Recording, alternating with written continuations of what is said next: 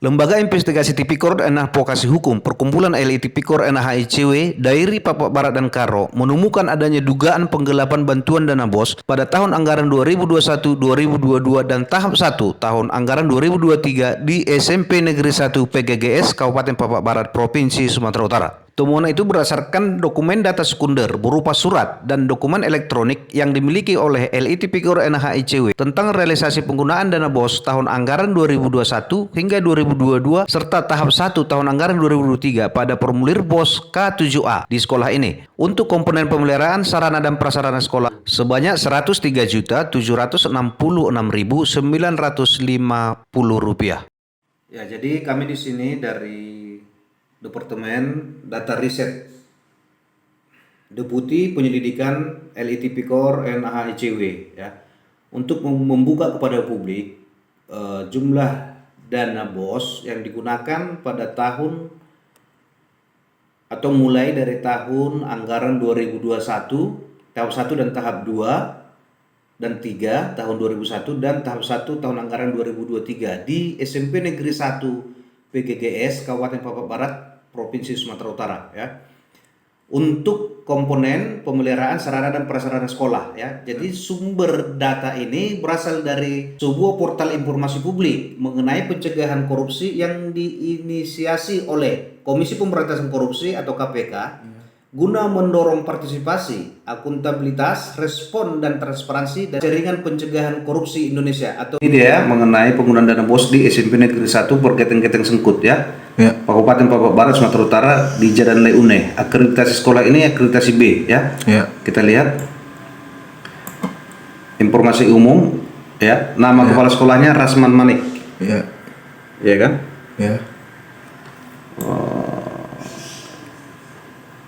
Kita lihat jumlah gurunya ada 36 orang ya. Oke. Nah, kita lihat di tahun 2021 kita buka ya. Ini. Ya, 2021 kita buka ya. Nah, oke. Nah, di tahap 1 ya. Tahap 1 kita lihat ini. Pemeliharaan sarana dan prasarana sekolah sebanyak Rp16.386.800. Oke. Nah, di tahap 2 kita buka ya. Oke. Tahap 2 kita lihat. Tidak ada dianggarkan ya. Tahap 2 kosong ya. Oke, tahap 3. Nah, tahap 3 pemeliharaan sarana dan prasarana sekolah sebanyak Rp17.150.000. Oke. Nah, itu tadi tahun 2021 ya. Sekarang kita buka tahun 2022. Ya, 2022 ya. Oke. Kita lihat di tahap 1 ya. Ini tahap 1, oke? Untuk pemeliharaan sarana prasarana sekolah sebanyak Rp14.644.500. Oke? Betul. Di tahap 2 coba kita lihat lagi. Tahap 2 dianggarkan lagi ya, pemeliharaan sarana dan prasarana sekolah sebanyak Rp6.860.000. Oke? Nah, tahap 3 pemeliharaan sarana prasarana sekolah sebanyak Rp18.495.000 ya. Oke. Nah, ini. Jadi ini ada tanggalnya ya, berapa jumlah penerima, tanggal pencairannya ada di sini ya. Oke. Nah, itu tadi tahun 2022 ya. Nah, 2023 kita lihat di tahap 1. Ada lagi nggak dianggarkan ya? Ini tahap 1 ya.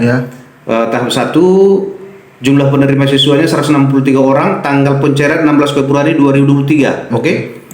Nah, kita lihat. Nah, di sini pemeliharaan sarana dan prasarana sekolah ini Rp30.230.650. Oke.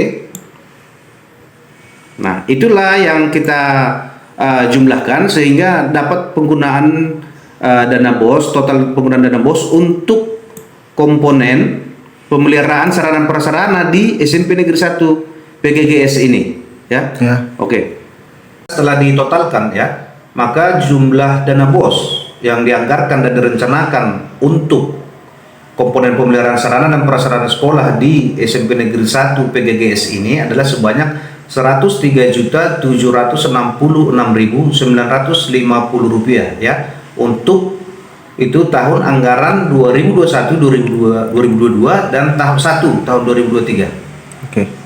Menurut juknis penggunaan dana BOS, adapun item pekerjaan pada komponen pemeliharaan sarana dan prasarana sekolah diantaranya perbaikan terhadap penutup atap, penutup plafon, pintu, jendela, lantai yang rusak, serta pengecatan dinding bangunan gedung sekolah. Namun berdasarkan investigasi lapangan yang telah dilakukan oleh LITP Kor NH ICW, mereka menemukan bahwa kondisi bangunan gedung SMP Negeri 1 PGGS ini sangat memprihatinkan, sehingga diduga sejumlah dana tersebut di atas tidak dipergunakan sesuai dengan yang ditentukan pada juknis penggunaan dana BOS di sekolah ini, atau paling tidak volumenya dikurangi. Untuk membuktikan fakta lapangan sesuai dengan data yang di atas ya, maka kami sudah melakukan investigasi lapangan ya. Berdasarkan investigasi lapangan itu, kami masih menemukan bahwa bangunan gedung SMP Negeri 1 PGGS ini dalam kondisi yang memprihatinkan ya. Banyak kaca yang pecah. Kaca yang pecah itu diganti dengan triplek, ditempel begitu saja ya. Baru plafon yang jebol dan busuk ya. Keramik lantai yang berserat juga, yang berlepasan dari dudukannya ya.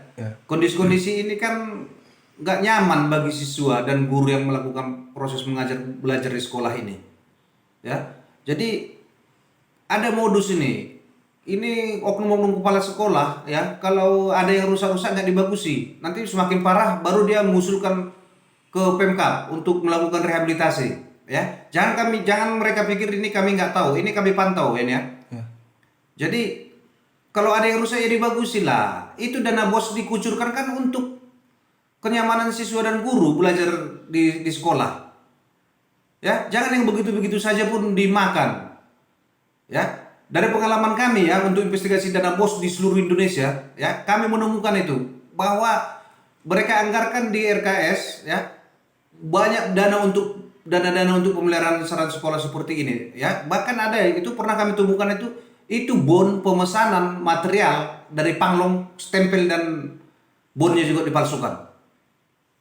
Jadi hasil audit BPKP itu nanti ya yang menyatakan adanya kerugian keuangan negara atau daerah pada penggunaan dana BOS di sekolah ini, hasil audit itu akan kami jadikan sebagai adanya bukti permulaan yang cukup ya, dalam bentuk surat sebagai alat bukti. Ingat, alat bukti itu ada surat. Nah, jadi nanti hasil audit BPKP itu dalam bentuk surat akan kami jadikan sebagai bukti permulaan yang cukup ya, melaporkan dugaan tindak pidana korupsi berupa penggelapan di sekolah ini ke aparat penegak hukum ya, untuk segera dilakukan penyelidikan sesuai dengan hukum dan peraturan yang berlaku di Indonesia.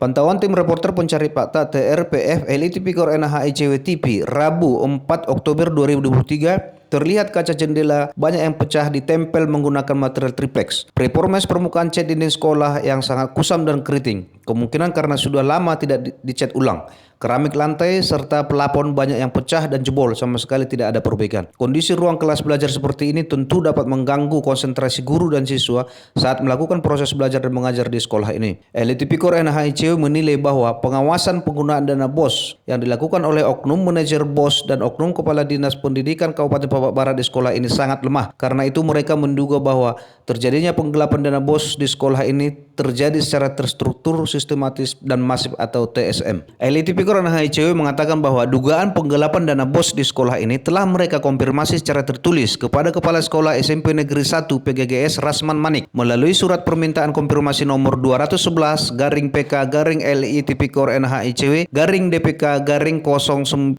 garing 2023 tertanggal 4 Oktober 2023. Namun mereka tidak mendapatkan penjelasan dari Kepala SMP Negeri 1 PGGS ini. Karena itu mereka menganggap bahwa dugaan terjadinya penggelapan dana BOS di sekolah ini benar terjadi dan menyebutkan bahwa oknum kepala sekolah SMP Negeri 1 PGGS telah melakukan perbuatan melawan hukum atau unremitted debt atau tort dan tindak pidana korupsi berupa penggelapan dalam jabatan sebagaimana dimaksud pada pasal 8 Undang-Undang Republik Indonesia nomor 20 tahun 2001 tentang perubahan atas Undang-Undang nomor 31 tahun 1999 tentang pemberantasan tindak pidana korupsi. Oleh karena itu, agar dugaan penggelapan dana BOS tersebut dapat menjadi terang benderang secara hukum dan kerugian keuangan daerah dapat segera dikembalikan ke Berkas pemerintah daerah Kabupaten Papua Barat, LI Tipikor NAH-ICW telah melaporkan hal tersebut ke BPKP Perwakilan Provinsi Sumatera Utara agar dilakukan audit investigasi secara menyeluruh terhadap penggunaan dana BOS di sekolah ini sesuai dengan hukum dan peraturan yang berlaku di Indonesia.